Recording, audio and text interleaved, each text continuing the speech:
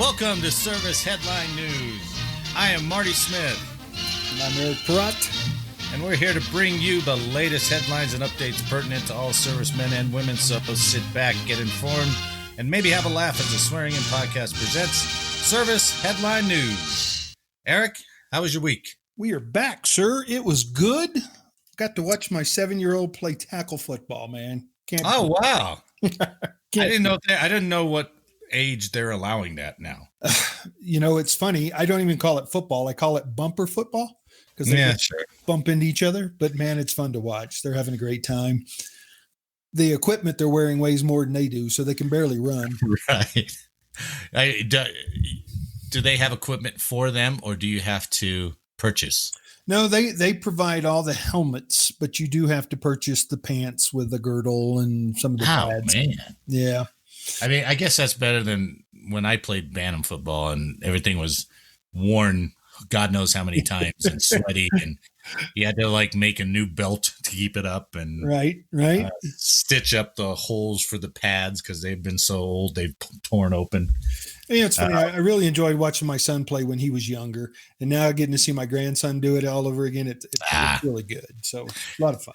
You're not yelling at the coach, are you? Nope, I am being a good grandpa. In fact, I was the lines judge with the chain. Oh, jeez. So, best seat in the house, man. Yeah, nobody yells at the line judge too much. No, I'm pretty safe. Well, this last weekend I rode on Saturday for this benefit motorcycle ride for an organization called Colorado Wounded Vets Run. I know it's a goofy name, but basically it's they pulled this idea from other places that did it, and they have a motorcycle run. You pay to ride in it, and they have all the other merchandise and everything else. And I guess 100% of it goes to whoever that year they deem as an honoree, so a wounded vet. And I guess all the money goes to them. Man, that was awesome. I am proud to call you my friend because you're involved in all these freaking donating and giving your time. And I think it's awesome, man. It does sound philanthropic, but remember, my wife's out of town, so I got to figure out something to do. So, I got you, but it's still pretty cool, man. That's where my philanthropy comes from, is boredom. I know they appreciate your time. It's only been the last couple of times, and it's coincidental. I don't go out every weekend and go find something to do, but that was a pretty good cause. But I was curious. So I was like, usually it goes towards something, but they're like, no, the vets get the money. And I was like, wow, that's interesting. That's the newest one I've ever heard before. So cut out the middleman, I guess. It's probably better for them anyway. I like it. Okay. Are you ready for this day in military history? I have been on pins and needles all day. September 23rd, 1976. Does that date sound familiar? Say the date again. September 23rd, 1976. That sounds like Beirut. It should sound familiar because this was the day that the TV show Black Sheep Squadron debuted on NBC. Okay. So how can you forget that? I'm a failure. It started out as Baba Black Sheep, but then the second season, it was only up for 2 seasons. They changed it to Black Sheep Squadron. It aired on NBC from September 23rd, 76 until April 6th, 78. Its original premise was based on the experiences of United States Marine Corps aviator Greg Boyington and his World War II, quote, Black Sheep Squadron, end quote. The series was created and produced by Stephen Cannell. The opening credits read, in World War II, let me do it in the voiceover voice. In World War II, Marine Corps Major Greg Pappy Boyington commanded a squadron of fighter pilots. They were a collection of misfits and screwballs who became the terrors of the South Pacific. They were known as the Black Sheep. It was awesome. It had the best beginning, right? Oh, man, that's awesome. Notable actors included Robert Conrad, who played Pappy Boyington, and John Larroquette, who played Second Lieutenant Bob Anderson. Yeah, he was the second in command, right? No, I think it was that heavier guy. I don't know. I'd have to go back and rewatch it. Okay. I know his colonel, who always yelled at him. He was one of those actors that was just in a slew of movies. As soon as you see his face, you're like, oh. But I saw his name, and I was like, I don't remember who that guy is. Yep, I know who you're talking about. Here we go. Very cool. Hold on.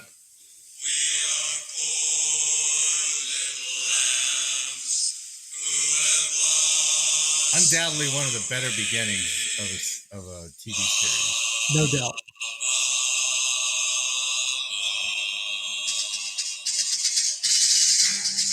Oh, yeah, man. I love they kick it, and they got the air raid siren, and everybody's waking up from their cot and freezing, right? Remember that? Yep. They look over their shoulder and like, oh, my God, I got to get up in my F4U Corsair. It was the best beginning, right? They owned the skies back then, man. The thing I remember watching, obviously, I don't know if I saw first run or reruns, but I watched enough reruns that I remember it. Was I loved the flying scenes, but there was only about 5 of them that they reused over and over and over. Maybe that's why they only ran for 2 years, because they ran out of flying scenes. They're like, we've used this one 17 times. They're like, use it again. Well, I always like the dialogue between the Japanese pilots and them. Could they do that back then? If anybody knows, leave a message in our comments. Could the Japanese fighter pilot get on our American frequency and taunt him? Because I remember that too. He's like, "Hey, Boyington," and his dog was named Rice Ball. Oh my goodness! Yeah, I think so. Oh. I think so. I had to read it in Wikipedia because I thought they were always in it, but in the second season they added a whole bunch of nurses. Right.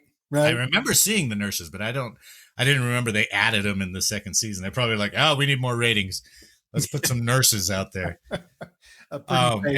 And the other thing is, I remember a scene where they were low on fuel, and he knew some supply sergeant, and so he sent his guys out to go trade like a couple cases of whiskey.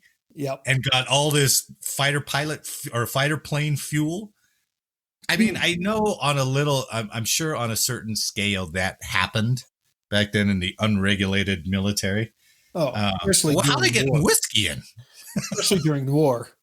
You know, I'm sure there was a lot of things, a lot of, what do they call it? Material that's not accounted for. Yeah, absolutely. But can you imagine? I mean, we both mentioned how we saw the biography on Greg Boyington. Yep. And just the idea that he's got a bunch of pilots out there and it's just kind of isolated, just kind of running up and down the Solomon Islands, just engaging these guys. It's crazy. It's nostalgic. It's heroic. It's what every guy looks up to. You know, it's like, whatever, Colonel, don't get on my ass. We're going to go shoot down some Japanese. It's like, wow. Well, he honed his skills, man, as a flying tiger in China. Yeah, that's right. That's right. He did do that. He was in that part of the world for a while. Yep. That's pretty cool. So, September 23rd, 1976. I salute you, Robert Conrad. It was one of my favorite shows to watch. What do you got for me, Eric? Well, it's interesting. We were talking about, in my interview when we first met, about how I always wanted to do a job that was hula. You know, something a little more risky, a little risque. Well, I found this thing from the Marine Corps.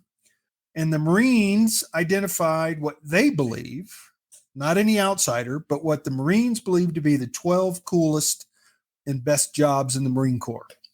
Nice. So when most people think of Marines, they picture an infantry Marine holding a rifle, but the Marine Corps has a whole lot more to offer than just infantry jobs.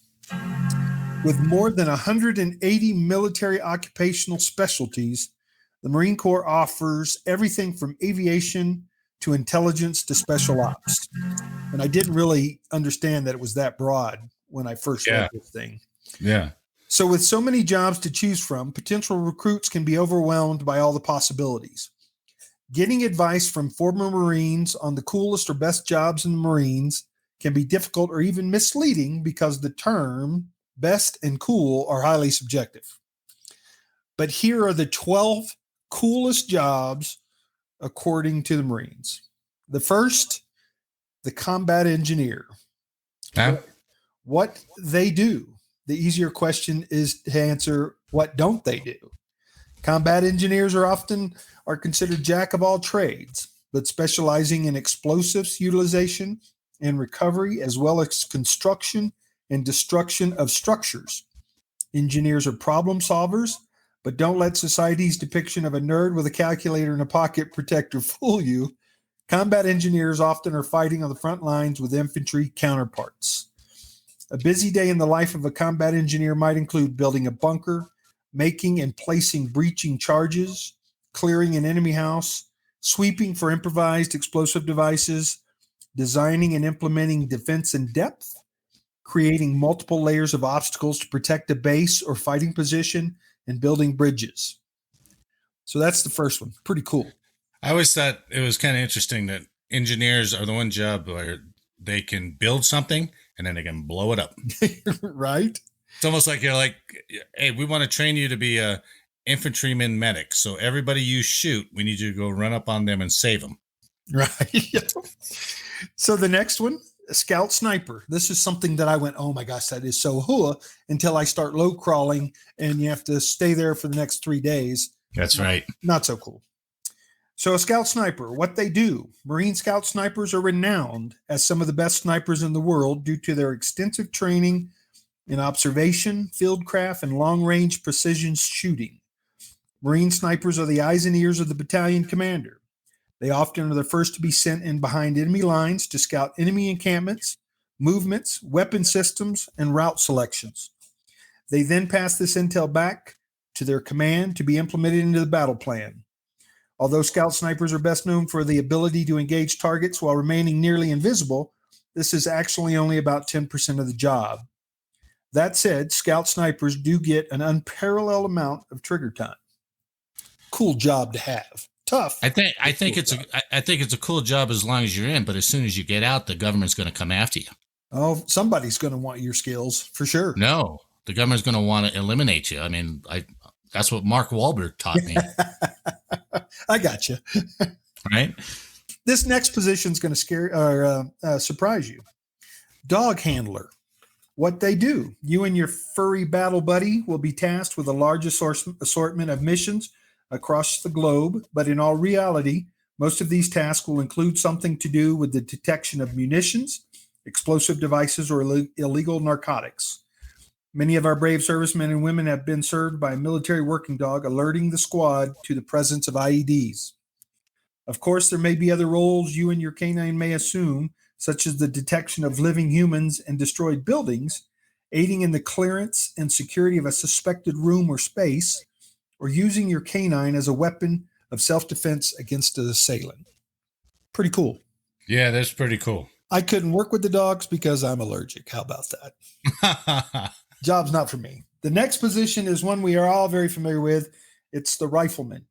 Marine riflemen know they have a tough job, and they take a lot of pride in that, as they should. They have a proud tradition of being in the forefront of so many important battles and volunteer to put themselves in harm's way for their country routinely.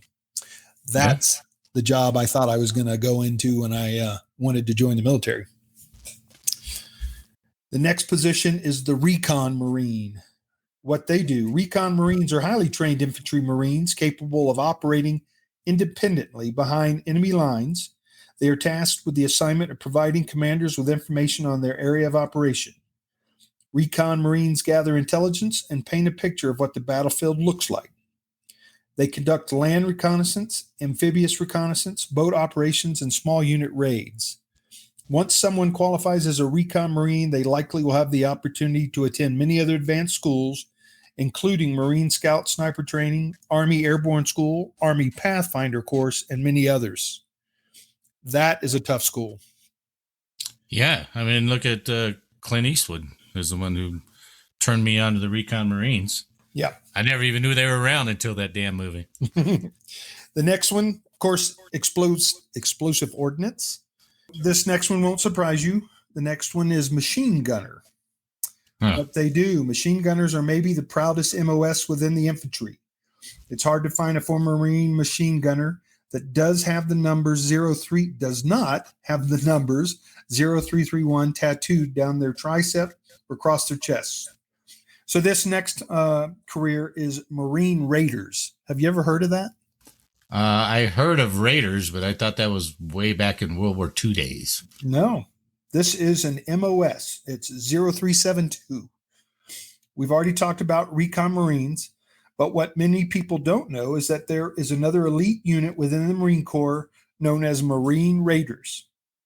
Marine Raiders serve under Marine Special Operations Command, or MARSOC, and are U.S. SOCOM's newest Special Operations Force unit with a proud history going all the way back to World War II. Marine Raiders have a similar skill set as Recon Marines, but an entirely different mission. Recon Marines are tasked with battle space shaping in support of a Marine Expeditionary Force, while Marine Raiders are tasked with supporting the government's internal security, counterterrorism operations, counter-drug operations, counterinsurgency operations, and direct action missions, and more. So that's very cool. I didn't know that was even an existing MOS for those guys. So are they is that like Delta? Is that Marines answer to like Delta Force? I think it would be because of the counterinsurgency and counterterrorism operations to include like so I think so. These other jobs are pretty cool, but nothing like what we just talked about. The counterintelligence, human intelligence specialist. The next one would be a parachute rigger. One right up your alley, artillery. Yeah, that should be at the top of the list. And the last but not least is the information assurance technician and cyber warfare. It was based on guys that have done these jobs who were actual Marines. That's where the input came from. Yeah. So the 12 coolest jobs from Marines. And that's why I said it's very, very subjective. Yeah. Okay. So next is an update to a story we had in fact, you did it, about the cuts in special duty pay. So as of Monday, Air Force Secretary Frank Kendall announced that the Air Force will not be cutting special duty assignment pay after all, reversing a decision that would have slashed as much as $450 a month from some paychecks. The cuts would have affected airmen in over 30 fields. The change in tone comes as many service members are speaking up about the economic hardships facing them. These are the service members speaking up, not leadership recognizing that this wasn't the right thing to do. And this is what kills me. This is from Air Force Vice Chief of Staff General David Alvin. Remember, he had that extra L in there, Alvin. Yep. He says, it's tough to look at the airmen and say, yes, we have tough economic times, but I'm going to cut your pay anyway. So now they can stand up and go, see, we saw that this was going down and we stopped it, by God. Look at us, pat us on the back. It's like, you guys are the ones who approved the cuts in the first place. Right? That's someone using some common sense finally. Well, yeah, after they heard everybody start bitching about it and go, Jesus, you're going to cut all this stuff? Oh, no, we're not. Sorry, that was a mistake. Look, we'll fix it. See how we fixed it? It's like, well, you caused it. Oh, yeah. You caused the headache, and now you're taking credit for fixing it. Scary to think that if airmen hadn't have spoke up, that would have just quietly have gone through in the budget process. Oh, yeah. Yeah. But they probably got so much crap for that. Well, yeah. And again, we go back and we've talked about it each time, retention and recruiting.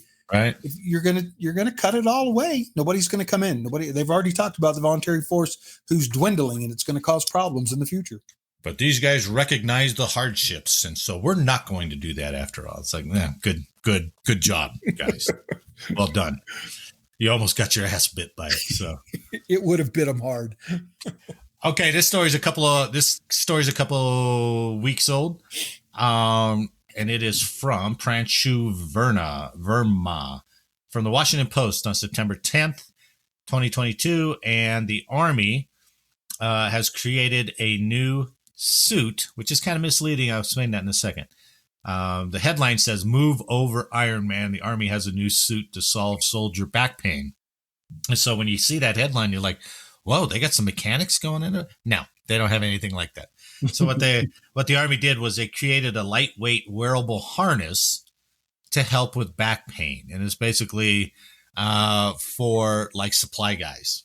Didn't we already have that called an LBE, load bearing equipment? Yeah, that's the one that causes back pain. This one's supposed to alleviate back pain.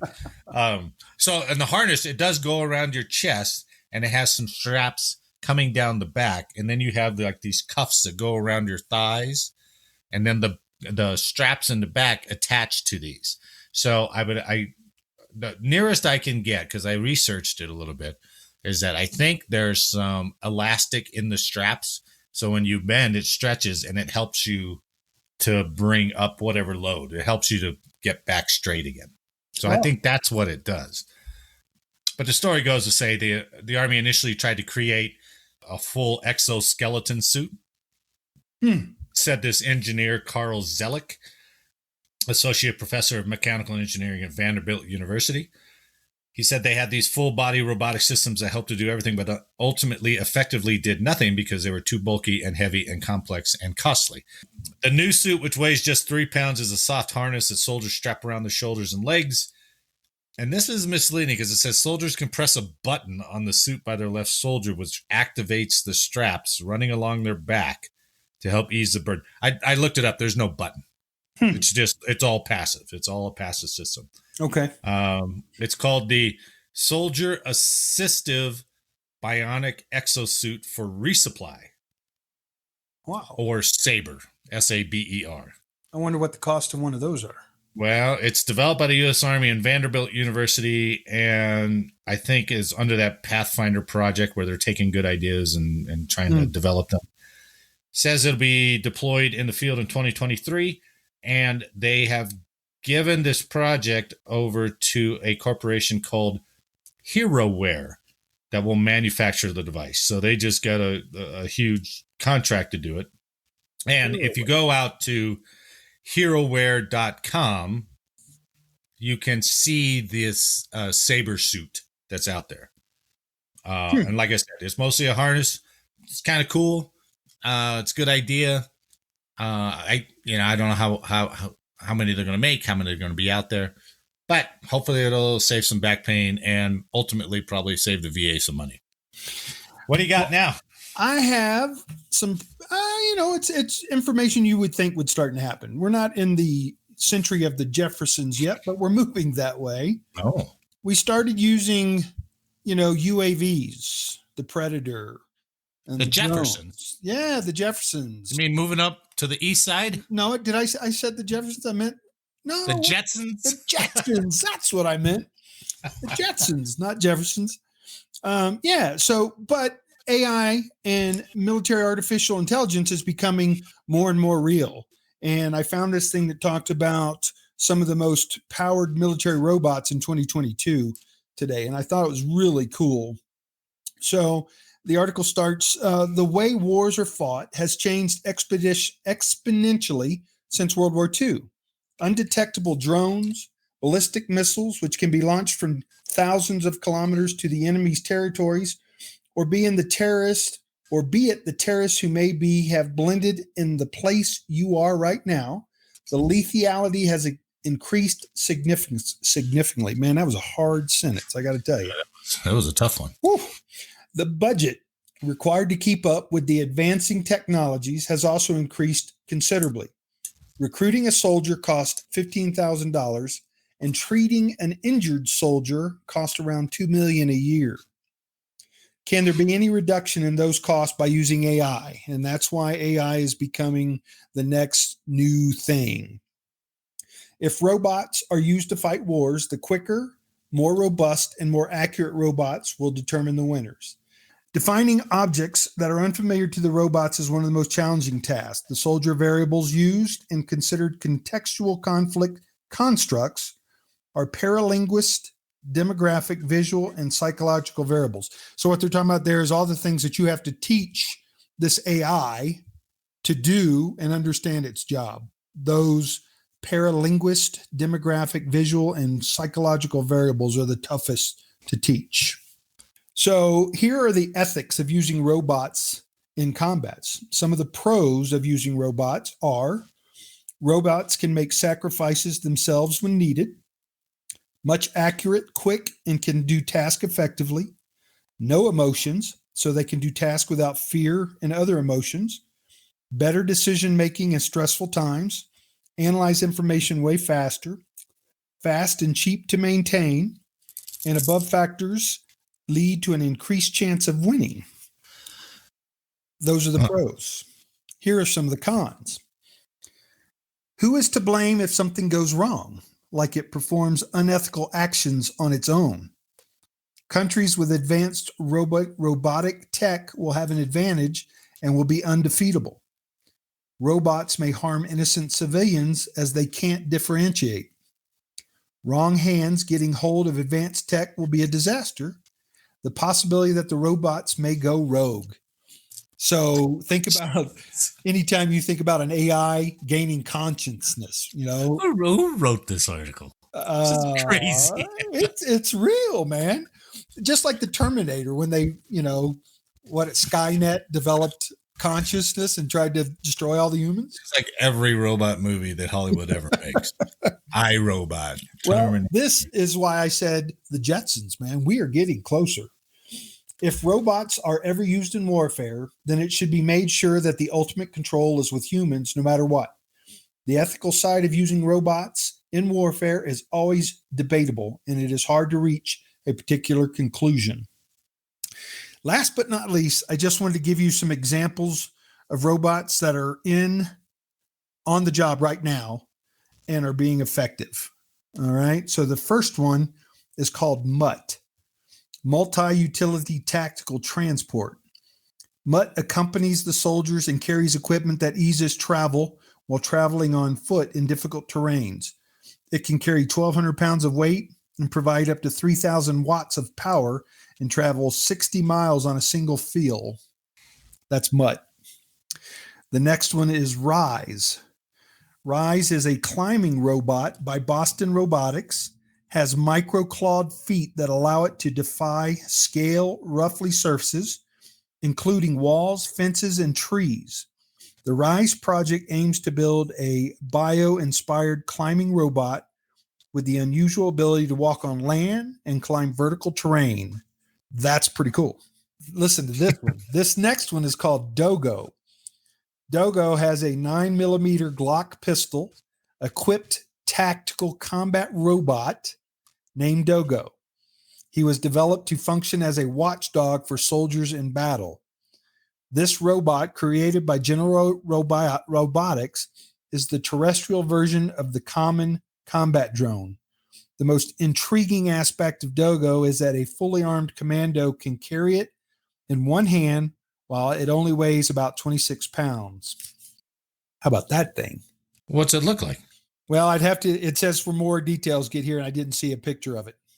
Oh, is it like a dog or is it a little person walking around with a 9mm? If it's only 26 pounds, it can't be much bigger than it's a poodle protecting the soldier. Is it a four-legged robot? I don't know. I'm going to have to research that for you. But I thought the fact that it's got a 9mm Glock pistol. That's not, yeah. I mean, and he's developed as a watchdog for soldiers. It's almost probably like some kind of an alarmed. So you trip a wire and it responds or something. And it just starts spraying bullets. Good chance. The next one is called GuardBot. Jeez, I hope you don't have to go take a shit in the middle of the night. It might shoot you. It's shot by Dogo. The name is cool, though, isn't it? Dogo. So the next one is called the GuardBot. The surveillance robot GuardBot can roll on any surface, including sand, snow, and dirt. This surveillance robot can move around on any surface and even swim. GuardBot, initially created for expeditions to Mars, is outfitted with 2 security cameras, GPS, a battery that can last for 25 hours, and microphones, enabling satellite control and remote control. Huh. Pretty cool. The next one, Centaur. Centaur is a skilled warfighter and is one who is capable of finding, verifying, determining, and eliminating dangers, including landmines, unexploded ordnance, improvised explosive devices, and moving forces. Centaur is a medium-sized unmanned ground vehicle that may be controlled remotely. I think that Centaur is probably one that the EOD uses. The next one is Gladiator. In all types of warfare, it employs a small to medium-sized mobile robotic device to reduce risk and eliminate hazards to Marines. It has the appearance of a small tank, but its basic configuration allows it to carry out duties such as people obstacle breaching, NBC reconnaissance, direct fire, and scout surveillance. Gladiator is pretty badass too. The next one, Sapphire. Sapphire is a military robot that stands 5 feet 10 inches tall, weighs 143 pounds, developed by the researchers at Virginia Tech. This is one of the most autonomous military robots utilizing advanced military technology. The ultimate goal of Sapphire is to extinguish a fire on a warship. Oh, that's pretty neat. Yeah, that's pretty cool. Last but not least, Jaguar. Jaguar is a 6-wheeled, semi-autonomous UGV and is armed with a 7.62 millimeter machine gun. Jeez. And can self-destruct if it falls into the enemy hands. Jaguar's got some classified information to it, so that's all you get with Jaguar. How about that? Well, those are all pretty neat. I'd like to hear more like specifics, how they're going to use them, that kind of thing. Okay. Well, that's another research project. We'll do that. But I think the fact that we are moving head first towards a war environment with very few people. Now, a lot of people would disagree and say that ultimately there's got to be a human on the ground in combat. Well, I think so. And I think they've mastered that with the Predator and the, what's the other big drone they got? Because they use, I think it's a military guy in charge of weapons release. It is. So, yep. They don't let it do it autonomously. It's just a platform. So that kind of makes sense, and that kind of solves all your ethical pieces. But as soon as you start loading them up with a 7.62 weapon or a 9 millimeter Glock, then you press play and they go. That's when I think it's like, oh, this is bad juju, man. Someone's going to be held responsible when there's a massacre or something. This is bad Dogo. Don't go. That's what they're going to say. The first guy who gets shot inadvertently, they're like, don't go. We're going to take Dogo's legs away. He's done. Yeah, right. Okay, to close it out, a story by Svetlana Shkolnikova from Stars and Stripes on September 20th, so Monday. Space Force unveils official song Sempre Supra. Sempre Supra is always above, I believe. That's the Space Force's motto. It was created to capture esprit de corps of the service's troops and bring them a sense of pride, according to the Space Force. We want a song that spoke to our guardians, that brought to life our motto, said General John J. Raymond, Chief of Space Ops. Work on a song for the Space Force began when the service was formed. In 2019, James Tekenor, a former member of the Air Force Band at the Air Force Academy, spearheaded the effort and wrote the lyrics and melody.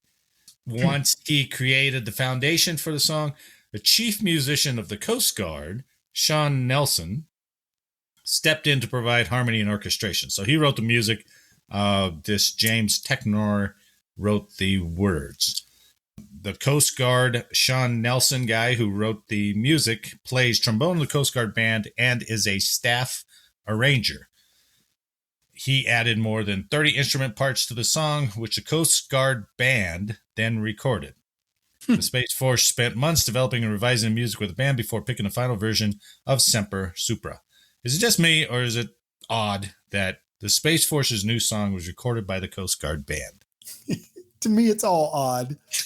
Really, even the name is odd. You don't have that same effect as I don't know what's the Marine Corps song in Halls of Montezuma. Halls of Montezuma and the Air Force song, Into the Wild Blue Yonder, and that one. And I've always had issues with the Air Force song because that's a pilot song.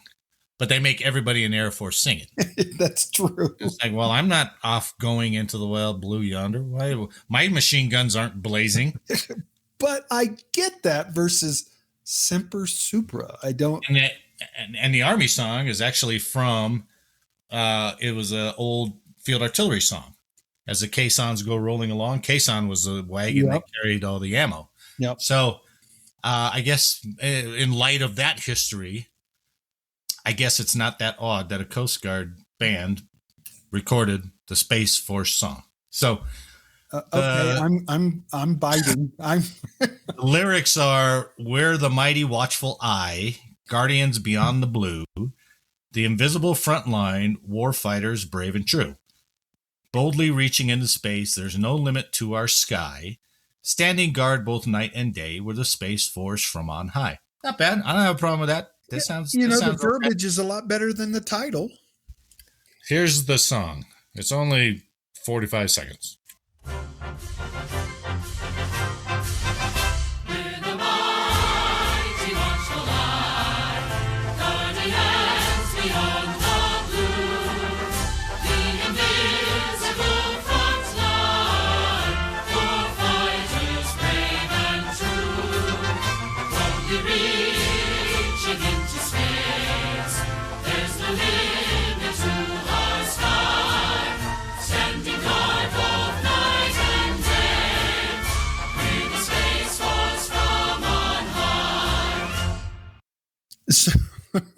So, that's okay for a college football team, I suppose, but well, does it have a kind of an Air Force song feel, sort of?